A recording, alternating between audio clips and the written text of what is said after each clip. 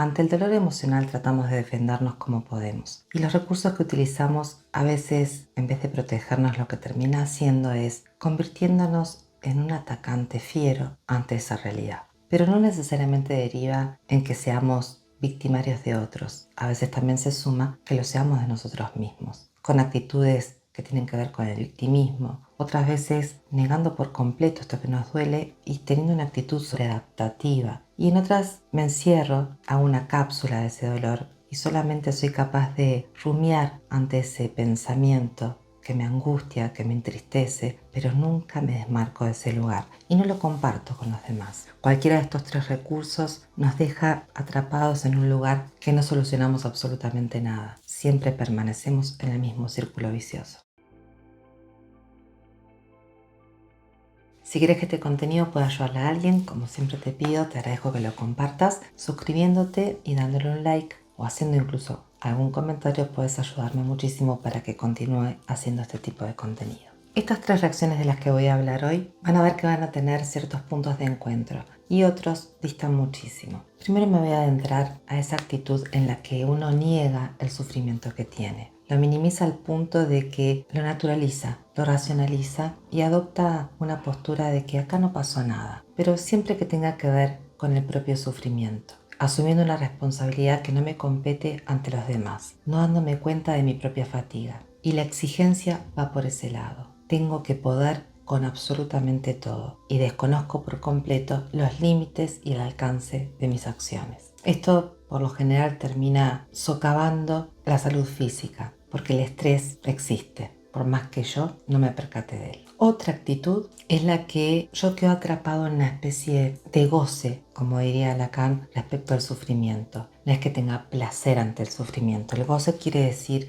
esto que termina cerrando un círculo vicioso, en el que yo me siento mal, debería poder hacer las cosas bien para no sentirme así, entonces me siento culpable por no lograrlo y por ende me merezco sentirme mal. Y ahí quedo atrapado en ese circuito. Y por eso hablo del goce, porque termina retroalimentándose a sí mismo. Y en el victimismo también hay un goce del sufrimiento, pero hay una diferencia. Me siento mal, yo no puedo, los demás son culpables de no ayudarme, porque ellos sí pueden, por ende sigo sintiéndome mal. Entonces también queda retroalimentándose en una lógica de la que no puede salir. Cualquiera de estos tres aspectos están cayendo en un modo desadaptativo. Algunos por exceso, asumiendo responsabilidades que no le compete y sintiéndose culpable si no pudo resolver algo que le correspondía a otro, y ahí viene la ansiedad y ahí viene el malestar, entonces vuelve a exigirse más para poder comprender y ayudar al otro, desentendiéndose por completo de sí. En otro aspecto, el que se victimiza queda en una postura pasiva ante la realidad, porque siempre está esperando que los demás puedan resolver lo que él está asumiendo que no puede, y el otro también tiene tan asumido que no puede hacer absolutamente nada que directamente se entrega a ese sufrimiento y no pide ayuda. Enterándose o no, estos tres aspectos van a llevar un sufrimiento y un desgaste psíquico enorme. A medida que vayamos desarrollando esos temas, vamos a observar que existen algunos puntos de encuentro y algunas diferencias, pero en definitiva cualquiera de ellos están cayendo en un modo desadaptativo de la realidad. Y es muy importante poder advertir esto, porque de no hacerlo continuaremos sufriendo innecesariamente. Y existen formas para salir de este lugar. Empecemos por el victimismo. La persona está convencida que es víctima de las circunstancias, que no puede hacer nada al respecto y termina teniendo una mirada negativa ante la realidad y asumiendo una actitud pasiva. Cuando hablo de victimismo no hablo de personas que están procurando un autocuidado y se desahogan y se protegen cuando lo necesitan. Hablo de un exceso y una demanda, donde hacen sentir culpable a los demás por no socorrer o asistir su dolor. Es un rol que va como enquistándose cada vez más. No hay una actitud proactiva ante el sufrimiento donde pide ayuda y a partir de las recomendaciones adopta una postura. Cualquier crítica es vivida como una crítica destructiva. Se niegan a aprender, se resisten a ello. Caen en actitudes hasta de manipulación, de chantaje emocional. Carecen de argumentos y cualquier argumento procura hacer sentir mal al otro por el sentir que ellos tienen. cuesta mucho sacarlos de ese lugar porque no apelan a la autocompasión. La autocompasión, que es compadecerse por el sufrimiento que uno está padeciendo, el objetivo es cuidarte, sanar, recuperarte y salir adelante. Y el victimismo es algo muy diferente. Lo que pretende es quedarse allí para que vengan otros, para que lo asistan otros, para que lo atiendan otros. Y ese regodeo que se da en esa situación hace que uno se sienta suficientemente querido cuando la atención de los demás está dada.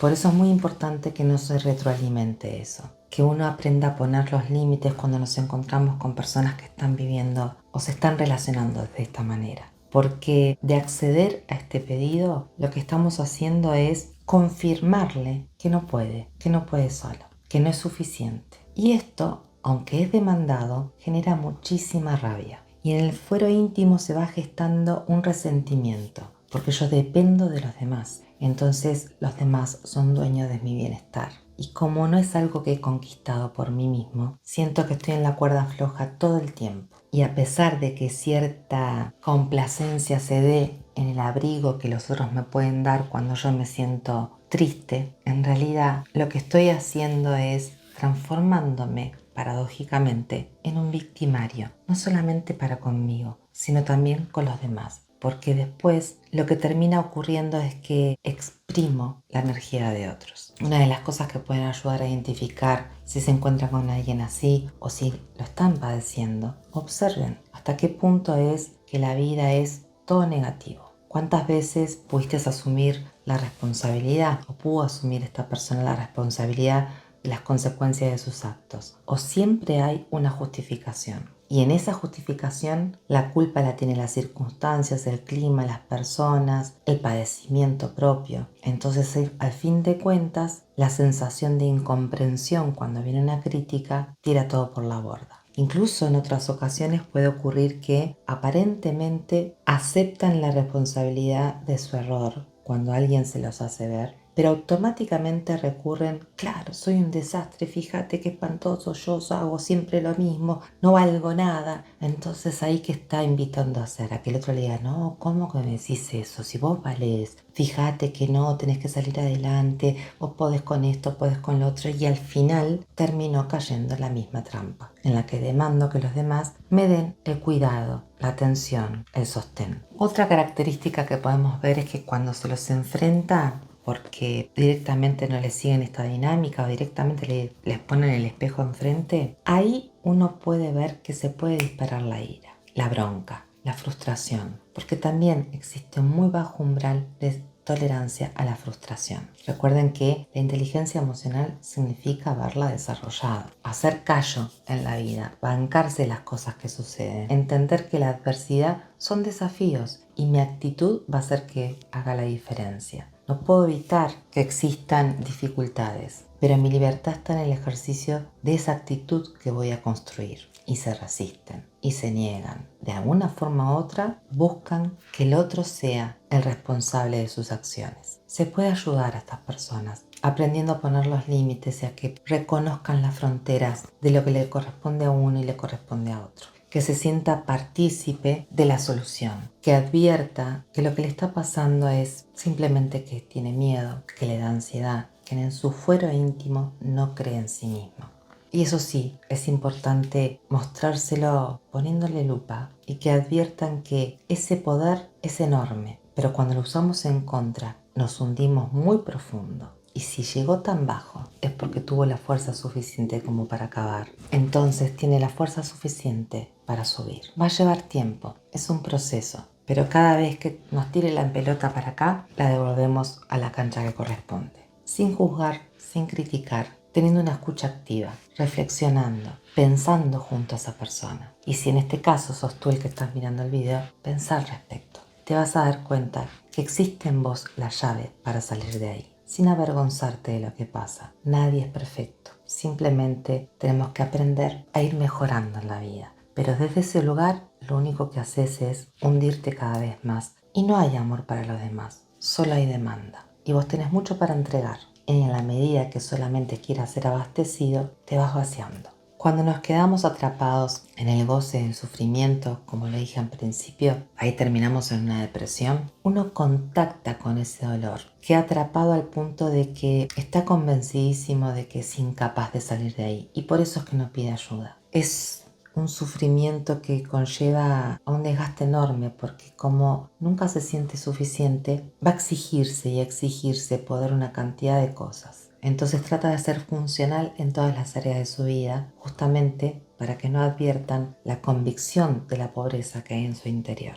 Entonces tratan de compensar, buscando la perfección, pero cada vez que se miran al espejo se encuentran con el dolor abrumador de que no son nada de lo que quieren conquistar. Entonces es como vivir una farsa. Monto una identidad de exigencia y de poder hacer una cantidad de cosas, pero en mi foro íntimo tengo miedo permanentemente de que me descubran. Entonces, cuando me encuentro solo conmigo, el dolor es desgarrador. La ansiedad también lo es, porque permanentemente me está persiguiendo la sombra que quiero negar por completo, pero que no llego a negar. Se queda allí, abrazando a mi persona. Y es por último, aquel que ni se entera, que está sufriendo. Estas personas suelen haber tenido que cargar con responsabilidades que no les correspondía. Son personas que quizás desde pequeñas tuvieron que asumir un rol de cuidado hacia otros porque si no se desmoronaba el entorno. Y cuando quiso acordar no había tiempo para pensar en sí. Tenía que ir a velar por los demás. Entonces fue creyéndose que podía con todo. Y cada vez que vivía una situación de adversidad, ¿por qué será? ¿Qué puedo hacer?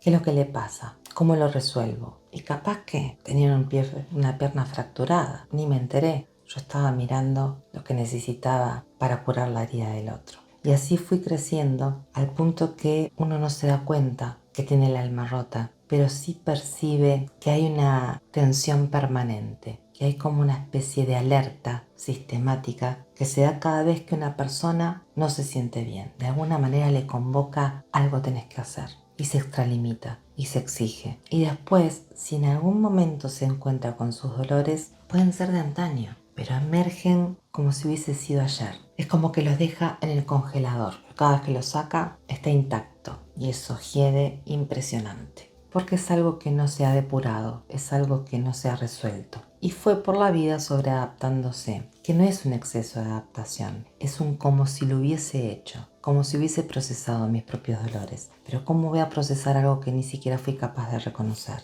No tengo la claridad para observar los límites de mis posibilidades, ni cuándo pedir ayuda, porque no me doy cuenta cuando la estoy necesitando. En síntesis, cualquiera de estas tres formas de tratar de salvarme, estoy errando. Siempre que yo pueda identificar de qué manera lo estoy haciendo, es que voy a poder encontrar cómo resolverlo. Si te quedaste amparado en el paraguas del victimismo, salí de ahí, porque la tormenta la tenés por debajo del paraguas. En el caso de que estés atrapado en ese círculo vicioso de sentirte mal, exigirte que deberías poder y sentirte culpable por eso y volver a sentirte mal y sentirte merecedor de ese sentimiento porque no es suficiente lo que estás haciendo, empieza a cuidarte, empieza a reconocer la valía que existe en vos. Esto te persigue porque no te sentís suficiente y por alguna razón caíste en ese malentendido. Se puede vivir de otra manera. Puedes salir de allí confiando en la ayuda que te pueden brindar otros, pero abrite a compartirlo, a tener otra perspectiva de la vida, donde puedas encontrar la diferencia y descubrir que se la puede pasar bien, que se puede disfrutar del proceso, que no existe perfección alguna. Cuando te exigís la perfección, no estás tomando la vida como un desafío, la estás tomando como una tortura. Porque como la perfección no existe, entonces nunca vas a ser suficiente. Entonces estamos partiendo de un lugar totalmente distorsionado. La exigencia que tenés es la que te está hundiendo.